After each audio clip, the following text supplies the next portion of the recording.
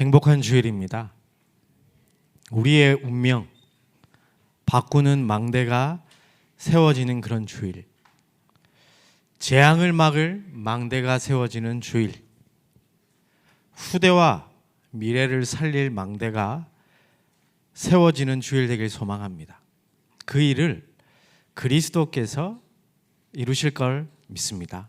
우리가 그 이루실 그리스도를 생각하며 우리 서로를 축복하며 인사하도록 하겠습니다.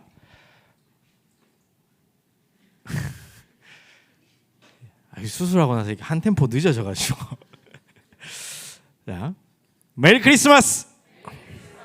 네, 하나님 말씀 보겠습니다. 에스겔 1장 1절 말씀 보겠습니다. 에스겔 1장 1절 말씀, 제가 가진 성경은 1151쪽에 있습니다. 구약 1151쪽에 에스겔 1장 1절 말씀 한 절만 같이 보겠습니다. 30째 해 넷째 달 초닷새에 내가 그발 강가 사로잡힌 자 중에 있을 때에 하늘이 열리며 하나님의 모습이 내게 보이니. 아멘. 지난주에 이어 다시 한번 질문해 봅시다. 내가 세계복음 할 수 있겠습니까? 내가 세계복음 할 수 있겠습니까?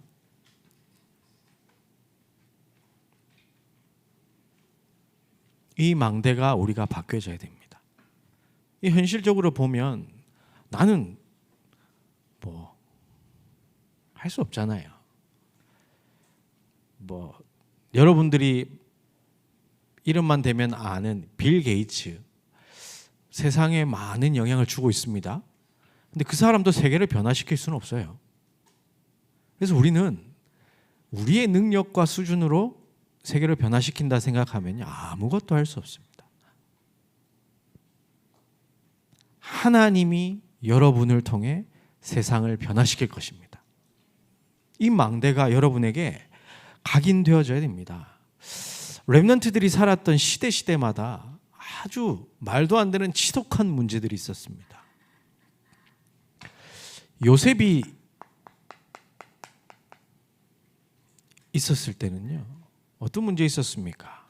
요셉에게는요, 이 가정이 완전히, 나는 우리 집만 콩가루, 좀 이상한데 그런 집인 줄 알았는데 그 정도가 아니에요.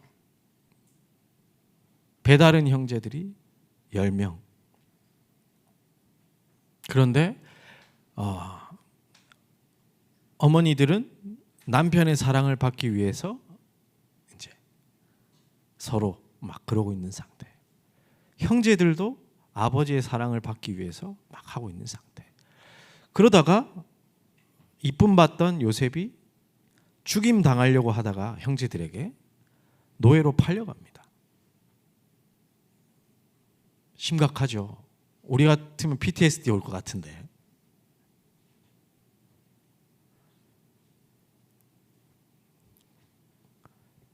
그런 상황. 어릴 때 내 엄마는 동생 나타가 돌아가셨고 그런 상황이었습니다. 아주 심각한 상황이었죠. 모세 때는 어땠습니까?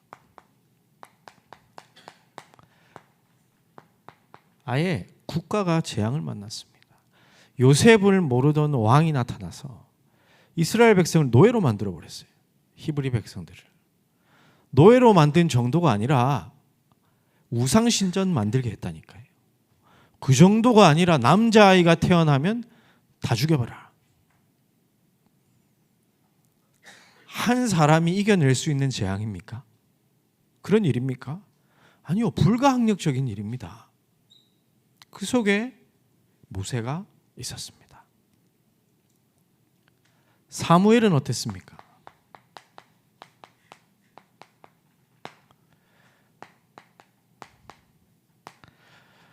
믿었던 교회마저 무너진 시대. 목사가요, 이상을 잃어버렸습니다.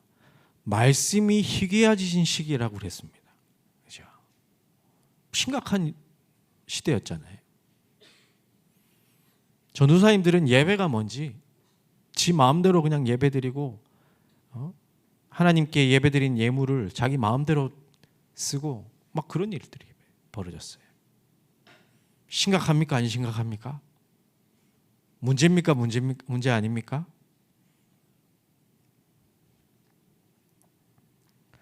다윗 때는요,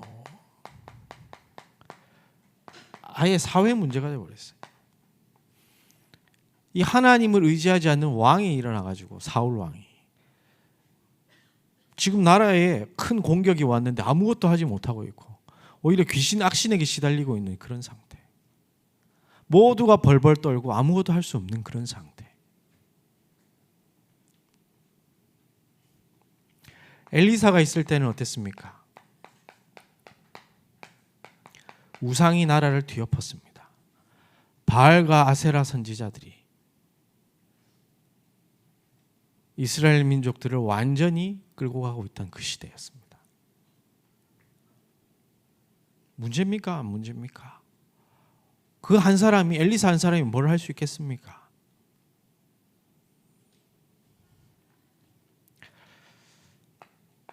이사야는요,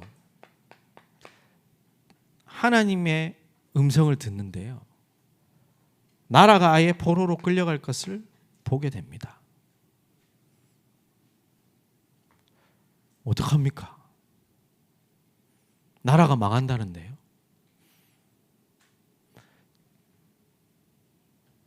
지금 있는 것 중에 10분의 1도 안 남을 건데 그것도 다 황폐해져 버릴 거라는데.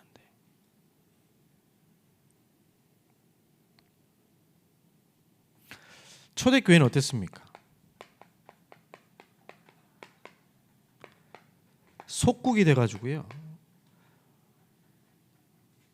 밖으로는 나라 잃은 백성이요, 안으로는 예수 믿는다고 핍박해가지고요, 완전히 고립된 그런 상태였다니까요. 이 상태에서 세계복음 할 수 있습니까? 근데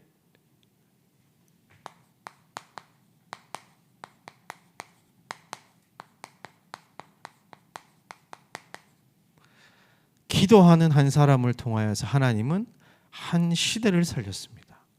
나아가 그 시대에 세계 복음화가 이루어졌습니다. 여러분이 기도할 수 있다면 여러분 통해서 하나님은 세계 복음화를 이루실 줄 믿습니다. 기도는 무엇이냐? 영적 세계를 아는 자만 누릴 수 있는 보좌의 비밀이. 영적 세계를 모르는 사람은 할 이유도 없고 하는 게 시간 낭비죠. 그만큼 미련해 보이는 게 없습니다. 저도 어릴 때, 저도 극현실주의자거든요. 저희 어머니가 가는 집마다 기도실을 만들더라고. 근데 뭐 방이 많아서 이제 만들면 좋죠. 근데 우리는 그때 가난해가지고 세 가정이 한 집에서 살았어요. 우리 이모들, 사촌들이. 근데 굳이 그런 데서 기도방을 만들더라고. 난 이해 안 됐거든요. 엄마 이기주의자다. 자기 혼자 방 쓰려고 막 그런 생각. 근데요, 그게 우리 집안을 살려냈습니다. 기도하는 한 사람, 영적 세계를 아는 사람이 할 수 있는 게 기도입니다. 뭔가 내가 바라는 게 많아서, 욕심이 많아서 하나님께 엎드리는 거는요, 다른 종교에서도 할 수 있는 기도입니다. 성경에 있는 기도는 그게 아니라 눈에 보이지 않게 기도할 때 하나님의 말씀이 성취되고 주의 천사들이 왔다 갔다 하며 흑암이 무너지는 이 비밀을 아는 사람들이 할 수 있는 겁니다. 기도할 때 나뿐만이 아니라, 교회뿐만이 아니라 현장까지도 다 살려낼 수 있습니다. 왜냐? 보좌의 능력이 임하기 때문에. 시공간을 초월하는 하나님의 역사가 있게 되기 때문에 나도 모르게 237에 하나님이 빛을 비추기 때문에 다 살아날 수 있는 겁니다. 그래서 여러분들이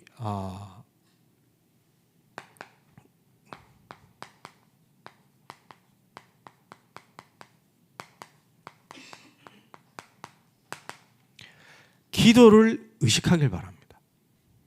지난 주간 우리 강단에 말씀드렸죠. 여러분 기도를 의식해서 하시길 바랍니다. 나에게 하나님이 이 7명의 렘넌트들과 같이 똑같은 신분과 권세 주셨습니다. 다른 거 아니라니까요. 똑같이 줬습니다.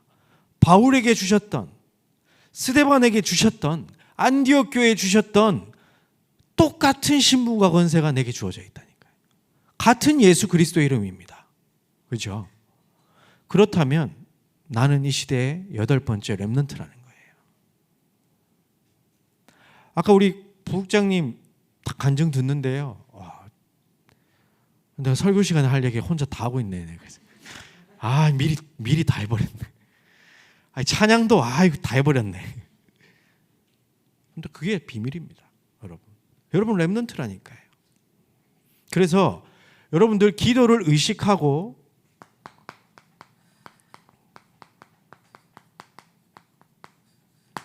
보좌 앞으로 나아가시길 바랍니다. 히브리서 4장 16절에 보면요. 뭐라고 되어 있습니까? 때를 따라 돕는 은혜를 얻기 위하여 은혜의 보좌 앞에 담대히 나아갈 것이니라.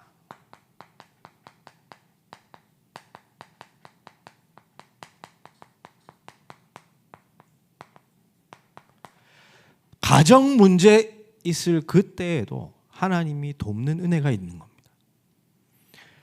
국가 재앙이 오고 교회에 문제가 있고 사회적으로 우상, 포로, 속국이 되어 있는 그때에 은혜의 보좌 앞으로 나가는 겁니다. 하나님은 때를 따라 돕는 은혜를 주실 겁니다. 상사가 여러분을 핍박하고 괴롭힙니까? 때를 따라 돕는 은혜를 위하여 은혜의 보좌 앞으로 나아가시길 바랍니다. 여러분들이 중간 팀장이 돼가지고 밑에 MG들이 힘들게 합니까? 여러분이 MG인가요? 사실 MG 그 정확한 연령대를 이게 좀 헷갈리더라고 보니까. 때를 따라 돕는 은혜를 얻으시길 바랍니다. 인간의 힘으로 아무것도 할 수 없다니까요. 오늘 우리 읽은 본문도 보니까요. 포로된 중에 보좌를 만났던 에스겔의 모습입니다. 30째 해 넷째 달 초닷새 그발강가 사로잡힌 자 중에 있을 때에 그렇죠? 포로로 끌려가 있는 그 상태입니다. 근데 누가 기도했죠? 한 사람이 기도하기. 근데 하늘이 열리며 하나님의 모습이 보였다고 되어 있습니다. 쭉 시간 되시는 분은 지금 다 읽을 수 없으니까 1장에 보면요.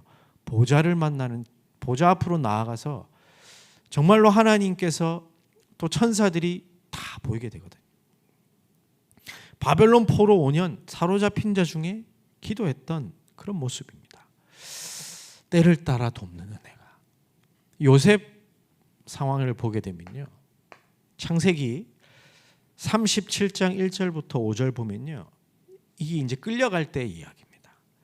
요셉이 이끌려 애굽에 내려가매 바로의 신하 친위 대장 애굽 사람 보디발이 그를 그리로 데려간 이스마엘 사람의 손에서 요셉을 사니라.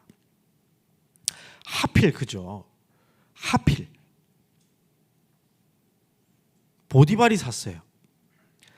여호와께서 요셉과 함께 하심으로 그가 형통한 자가 되어 그의 주인 애굽 사람 집에 있으니 어떤 때를 따라 돕는 은혜를 주셨냐? 형통함의 축복을 주셨다. 어느 정도냐? 그의 주인이 여호와께서 그와 함께 하심을 보며 또 여호와께서 그의 범사에 형통케 하심을 보았더라. 함께 하심도 봤고요. 그 사람을 통해서 일어나는 일도 봤다니까요. 어느 정도냐? 이 보디발이 4절에 보니까 모든 소유를 다 맡겼어요. 그게 더 낫겠다 판단했어. 장관 정도 되는 사람이 자기가 유익되고 안 되고 판단 못 하겠습니까? 인간적인 정으로 내 말 잘 들으니까 자기 거 다 맡기겠어요? 아니요. 계산이 들었던 겁니다. 야, 하나님이 함께 하신다. 내 거 얘한테 맡기면 되겠구나. 그러니까요, 5절에 보니까 그가 요셉에게 자기의 집과 그의 모든 소유물을 주관하게 하신 때부터 여호와께서 요셉을 위하여 그 애굽 사람의 집에 복을 내리심으로 여호와의 복이 그의 집과 밭에 있는 모든 소유에 미친지라. 배추 이파리 하나님 축복이 임한다니까요. 누구 때문에? 기도하는 한 사람 때문에. 하나님이 형통한 축복을 허락하시는 겁니다. 여러분들이 직장 가 있는 그 현장에 여러분이 기도할 수 있다면 때를 따라 돕는 은혜와 형통함의 축복을 하나님께서 주실 겁니다. 왜냐? 무너져가고 있는 이 시대를 살려야 하기 때문에, 재앙만 난 시대를 살려야 되기 때문에 여러분들이 쓰실 수밖에 없는 겁니다. 그런데 이 형통함의 축복은요, 일이 술술술 풀린다는 얘기가 아니에요. 우리가 착각하기 쉽거든요. 일이 술술술 풀렸습니까? 더 큰 재앙이 왔다니까요. 뭡니까? 보디발 아내 때문에 오해받고 감옥으로 가게 된다니까요. 그게 형통함의 축복입니다. 일이 잘 풀리고 좋은 일이 생겼다, 이게 형통함이 아니고요, 하나님이 여러분과 함께 하신다는 겁니다. 그렇죠? 여러분의 인생을 인도해 나가고 계신다는 걸 확인하는 거예요. 그래서 복음 누리고 있는 사람은 지금 일어나고 있는 모든 일이 여정임을 보게 되는 겁니다. 하나님이 나와 함께 하시는 그 여정.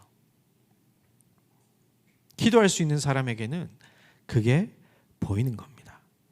노예가 돼서도, 죄수가 되어서도, 총리가 되어서도 변함없이 이 형통함의 축복을 누렸습니다.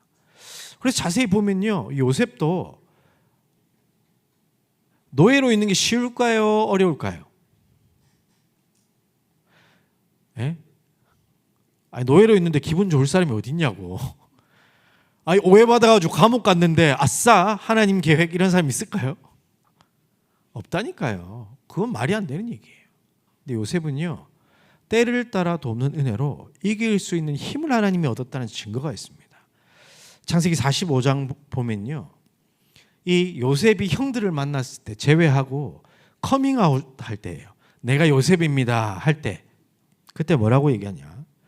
요셉이 시종하는 자들 앞에서 그 정을 억제하지 못하여 소리질러 모든 사람을 자기에게 물러가라 하고 그 형제들에게 자기를 알리니 그때에 그와 함께한 다른 사람이 없었더라.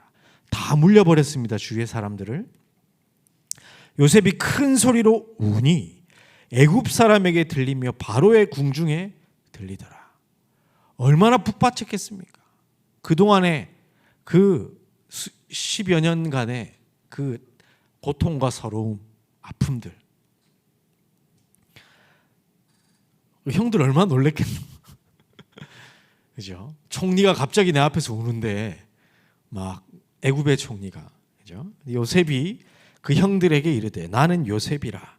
내 아버지께서 아직 살아 계시니까. 형들이 그 앞에서 놀라서 대답하지 못하더라. 할 말이 없죠. 요셉이 형들에게 이르되 내게로 가까이 오소서. 그들이 가까이 가니 이르되 나는 당신들의 아우 요셉이니 당신들이 애굽의 판자라. 당신들이 나를 이곳에 팔았다고 해서 근심하지 마소서. 한탄하지 마소서. 하나님이 생명을 구원하시려고 나를 당신들보다 먼저 보내셨나이다. 뭡니까? 어렵고 힘들고 슬픈 건 맞는데 누가 인도한 여정이다? 하나님이 인도하신 여정이다. 그래서요, 보디발 아내도 복수 안 했습니다. 형들에게도 복수 안 했습니다. 오히려 그들과 그들의 후손을 책임졌지, 요셉은. 여러분, 은혜의 보좌 앞으로 나아가시길 바랍니다. 요셉과 같은 응답을 하나님은 여러분에게 준비하셨습니다. 그렇잖아요. 오늘도 뭐 아까 비슷한 예를 드셨는데 여러분 10만 원이 전 재산인데 10만 원 잊어버려 보세요. 어떻게 되겠어요?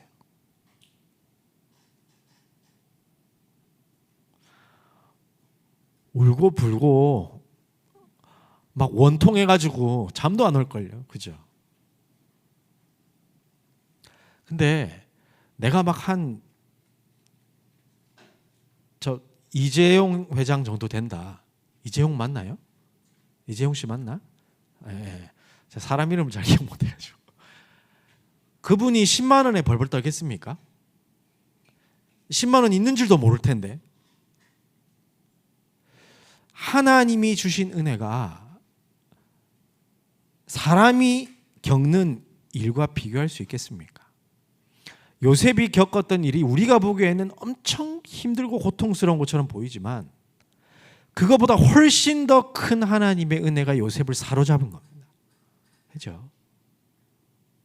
때를 따라 돕는 은혜. 그것을 위하여 여러분 은혜의 보좌 앞으로 나아가 엎드리시길 바랍니다. 바울도 고린도후서 12장에 보니까요. 바울이 얼마나 고민했던지 엄청 기도했습니다. 아니 그렇지 않아요? 바울에게 병이 있었습니다. 아마 간질이라고 추정하는데요. 남의 병 다 고쳐주잖아요. 근데 간질 걸려가지고 복음 전하다가 자기 자꾸 거품 물고 쓰러져 봐. 얼마나 좀 그렇겠어요. 마음이. 그래서 깊이 기도한 겁니다. 그때 그러고 나서 한 고백입니다. 여러 계시를 받은 것이 지극히 크므로 너무 자만하지 않게 하시려고 내 육체의 가시 곧 사탄의 사자를 주셨으니 이는 나를 쳐서 너무 자만하지 않게 하려 하심이라. 이것이 내게서 떠나가게 하기 위하여 내가 3번 주께 간구하였더니 그냥 대충 병 낫게 해주세요 이렇게 기도한 게 아니에요. 나에게 이르시기를 내 은혜가 네게 족하도다. 이는 내 능력이 약한 데서 온전하여짐이라 하신지라. 그러므로 도리어 크게 기뻐함으로 나의 여러 약한 것들에 대하여 자랑하리니 이는 그리스도의 능력이 내게 머물게 하려 함이니라. 그러므로 내가 그리스도를 위하여 약한 것들과 능력과 궁핍과 박해와 곤고를 기뻐하노니 이는 내가 약한 그때에 강함이라. 아멘. 뭐 이제 와서 이제 여러분에게 고백하지만 작년부터 제가 많이 아팠어요. 작년에 어느 정도 뭐 어떤 게 있었냐면 갑자기 숨이 안 쉬어져요. 심장이 쪼여오고 그래서 쓰러져요. 움직이질 못하는 거예요. 처음에 운전하다가 이게 딱 와가지고 좀 당황했어요. 숨이 안 쉬어지니까. 처음에 공황장애인가? 이 생각을 좀 하고 있었는데 병원 가보고 뭐 해봐도 아무 아는 사람이 없어요. 증상이. 심장 검사도 해보고 뭐 다 해보고. 근데 또 우리 치유 받아야 될 우리 청년들이 막 연결되어져서 같이 계속 기도했습니다. 근데 제가 내린 결론은 무엇이었냐? 하나님 나한테 왜 이런 아픔을 주셨냐? 이 말씀에서 결론 내렸습니다. 하나님이 그리스도의 능력을 머무게 하기 위해서 내게 지금 사인을 주시는 거구나. 그렇죠? 하나님이 나를 전도자로 부르신 게 맞다면, 나를 렘넌트로 하나님이 부르신 게 맞다면 그냥 아픈 게 아닐 거잖아요. 그래서 열심히 사역하다가 딱 오면 그리스도 바라보는 겁니다. 그러니까요, 그 아프던 게, 아픈 건 계속 아파요. 아프니까. 근데 내 마음이 불안함이 없어지더라고요. 나한테 알람을 맞춰주신 것 같더라니까요. 계속해서 하나님 바라보도록. 근데 그게 능력이 됩니다. 여러분에게. 그게 제가 7망대를 쌓을 수 있는 가장 큰 뭐랄까요? 내 수준을 넘어서 망대를 세울 수밖에 없는 하나님의 은혜였더라니까요. 여러분, 그렇게 하나님이 강제로 때를 따라 돕는 은혜를 주시기 전에 여러분 지금 스스로 은혜의 보좌 앞으로 나가시길 바랍니다. 그리고 빌립보서 4장 6절 7절 말씀 보면요, 아무것도 염려하지 말고 다만 모든 일에 기도와 간구로 너희 구할 것을 감사함으로 하나님께 아뢰라. 그리하면 모든 지각에 뛰어난 하나님의 평강이 그리스도 예수 안에서 너희 마음과 생각을 지키시리라. 나를 넘어서는 힘, 현실을 넘어서는 힘, 문제를 넘어설 수 있는 힘이 여러분에게 기도하는 시간에 주어진다라는 거. 7명의 렘넌트들에게 주어졌던 그 힘이 여러분에게 똑같이 임하게 된다는 사실을 여러분 믿으시길 바랍니다. 그리고요, 여러분 기도를 의식하면서 두 번째로 하나님의 뜻과 계획 속으로 들어가시길 바랍니다. 이게 중요한 겁니다. 그죠? 시간 되시는 분들은 에스겔서를 쭉 한번 읽어보시는데요, 2장에 보면요, 1절부터 좀 읽어보겠습니다. 그가 내게 이르시되 인자야 네 발로 일어서라. 보좌를 만난 1장에서 보좌를 만나고 나서 하나님이 말씀하십니다. 그가 내게 말씀하실 때에 그 영이 임하사 나를 일으켜 내 발로 세우시기로 내가 그 말씀하시는 자의 소리를 들으니 내게 이르시되 인자야 내가 너를 이스라엘 자손 곧 패역한 백성 나를 배반하는 자에게 보내노라. 그들과 그 조상들이 내게 범죄하여 오늘까지 이르렀나니 이 자손은 얼굴이 뻔뻔하고 마음이 굳은 자니라. 내가 너를 그들에게 보내노니 너는 그들에게 이르기를 주 여호와의 말씀이 이러하시다 하라. 그들은 패역한 족속이라. 그들이 듣든지 아니 듣든지 그들 가운데 선지자가 있음을 알지니라. 인자가 너는 비록 가시와 찔레와 함께 있으며 전갈 가운데에 거주할지라도 그들을 두려워하지 말고 그들의 말을 두려워하지 말지어다. 그들은 패역한 족속이라도 그 말을 두려워하지 말며 그 얼굴들을 무서워할지 말지어다. 그들은 심히 패역한 자라. 그들이 듣든지 아니 듣든지 너는 내 말로 고할지어다. 너희 인자야 내가 네게 이르는 말을 듣고 그 패역한 족속같이 패역하지 말고 네 입을 벌리고 내가 네게 주는 것을 먹으라 하시기로 내가 보니 보라 한 손이 나를 향하여 펴지고 보라 그 안에 두루마리 책이 있더라. 내가 그것을 내 앞에 펴시니 그 안팎에 글이 있는데 그 위에 애가와 애곡과 재앙의 말이 기록되었더라. 자, 이 무슨 말입니까? 이게 지금 하나님의 음성, 하나님의 그 놀라운 뜻이 에스겔에게 전달된 장면입니다. 여러분에게 하나님의 음성이 들려지길 소망합니다. 그렇죠? 때를 따라 돕는 은혜의 정도가 아니라 하나님께서 지금 하시고자 하는 것이 여러분에게 들려지는 겁니다. 뭐 할 때? 기도할 때. 그렇죠? 기도할 때. 이 각 사람들에게 하나님은 기도를 통해서 말씀하신 겁니다.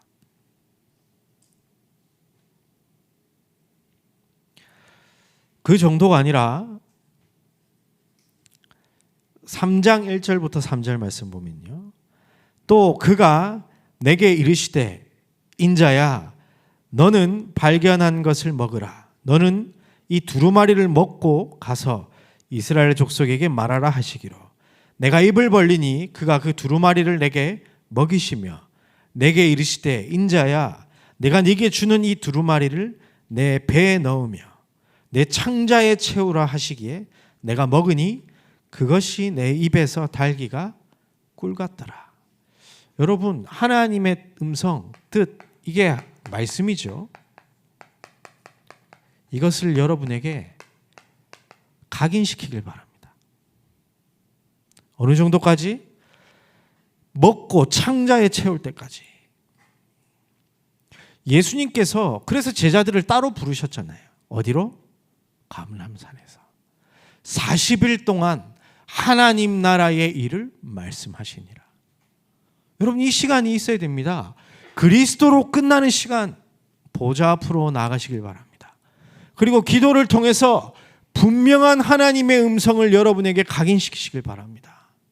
그래서요, 로마서 12장 1절부터 2절 말씀 보니까, 그러므로 형제들아, 내가 하나님의 모든 자비하심으로써 너희를 권하노니 너희 몸을 하나님이 기뻐하시는 거룩한 산 제물로 드리라. 이는 너희가 드릴 영적 예배니라.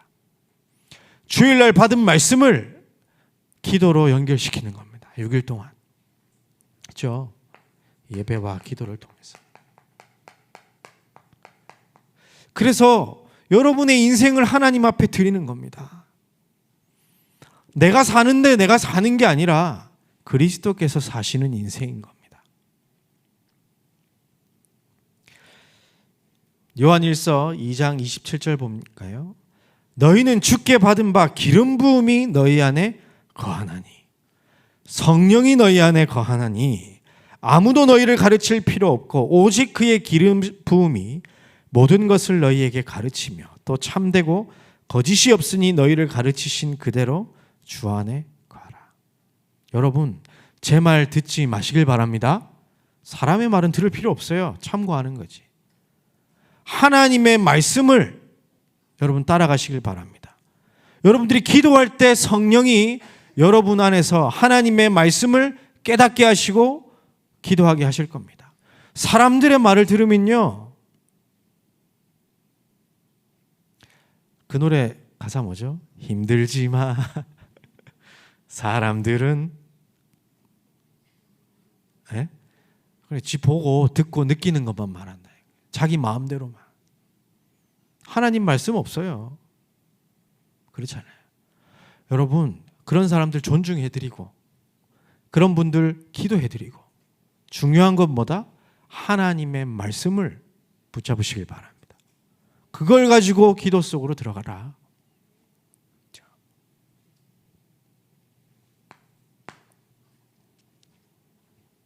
그리고 하나님께서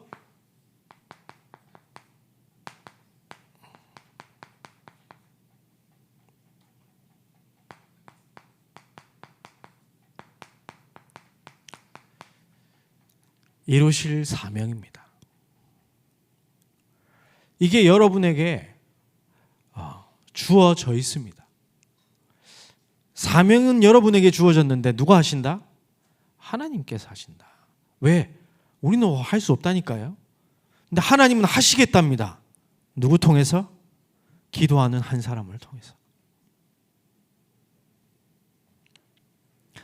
에스겔 3장 17절에서 21절 27절까지 보면요, 길지만 제가 믿음이 너무 강해가지고 여러분 돌아가서 안 읽을 거 분명히 알기 때문에 지금 같이 읽어보겠습니다.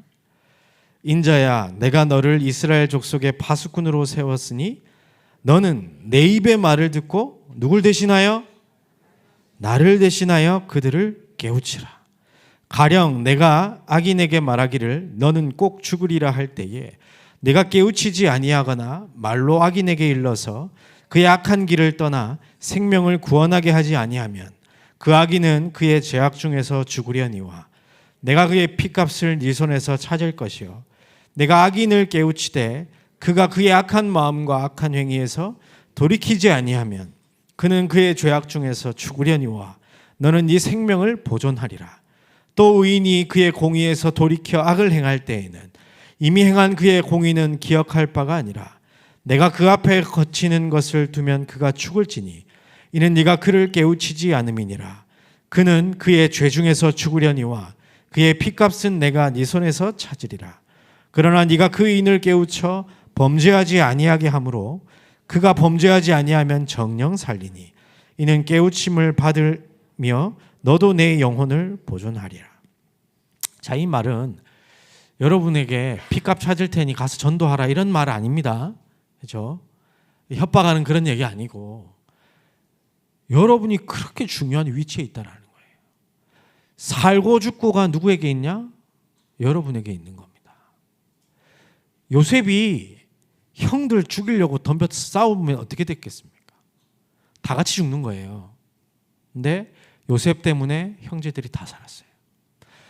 보디발 안에 처형한다고 했으면 어떻게 되겠습니까? 다 같이 죽는 거예요. 다 살려냈습니다. 여러분은 이미 그 현장에 파송되어 있다라는 거. 근데 누구를 대신하여? 하나님을 대신하여. 자, 22절 봅니다. 여호와께서 권능으로 거기서 내게 임하시고 또 내게 이르시되 일어나 들로 나아가라. 내가 거기서 너와 말하리라 하시기로. 누가 하신다고요? 하나님이 하신다니까요. 여러분 이 사실을 믿으시길 바랍니다. 하나님이 이루시는 사명입니다. 고린도후서 2장 14절에서 16절 함께 보겠습니다.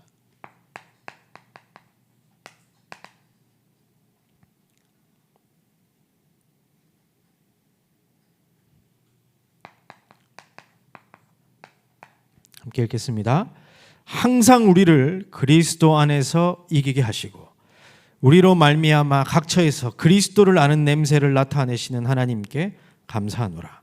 우리는 구원받은 자들에게나 망하는 자들에게나 하나님 앞에서 그리스도의 향기니 이 사람에게는 사망으로부터 사망에 이르는 냄새요 저 사람에게는 생명으로부터 생명에 이르는 냄새라.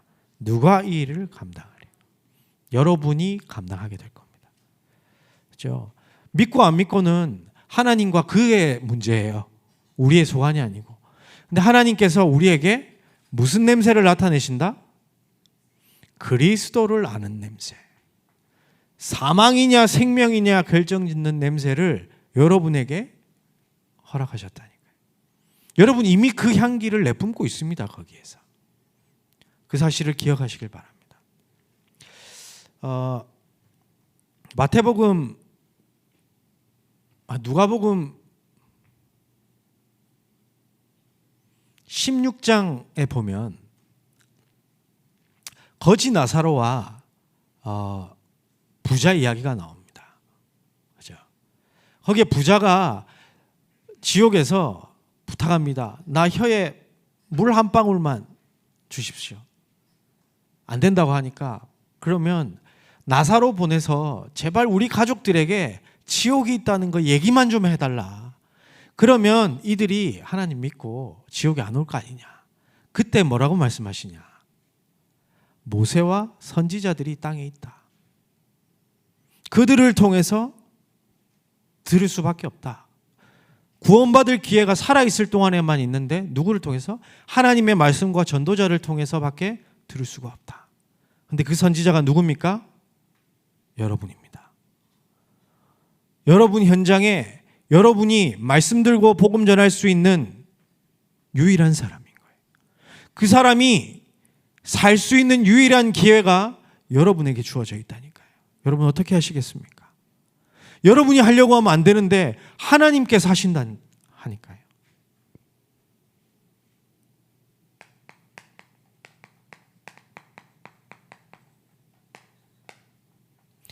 능력 없음을 아시고 여러분에게 복음 전할 권능을 주셔서 예루살렘과 유다와 사마리아와 땅끝까지 내 주변과 교회와 현장과 소외되어진 237 나라 온 모든 곳까지 여러분들을 증인으로 보내실 겁니다. 기도하는 한 사람은 그 인도를 받게 될 겁니다. 결론적으로 여러분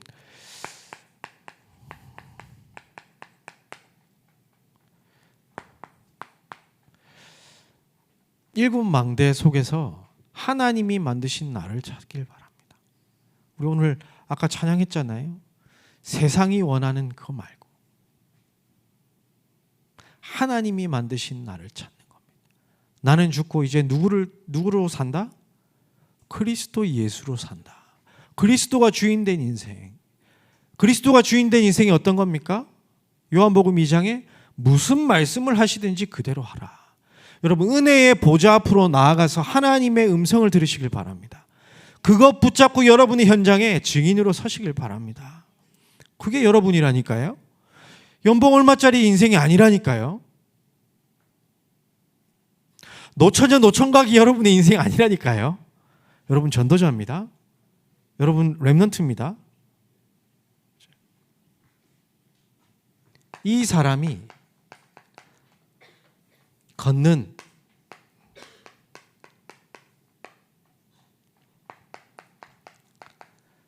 여정이 여러분의 삶입니다. 실제로 아무도 없어도 괜찮습니다. 혼자서 살아남습니다. 왜냐? 내게 발판이 있으니까요. 하나님과 나와의 관계 속에서 흔들리지 않는 확신 가지고 현장의 흐름을 바꾸는 비밀 가지고, 그렇잖아요. 그럼 어떻게 됩니까? 내 인생이 보좌의 캠프가 되는 거예요. 다 그랬잖아요. 무엇을 통해서? 기도하는 한 사람이 기도를 의식하고 기도를 시작했는데 하나님께서 그것을 인도해 나가시는 겁니다. 그러면 보입니다.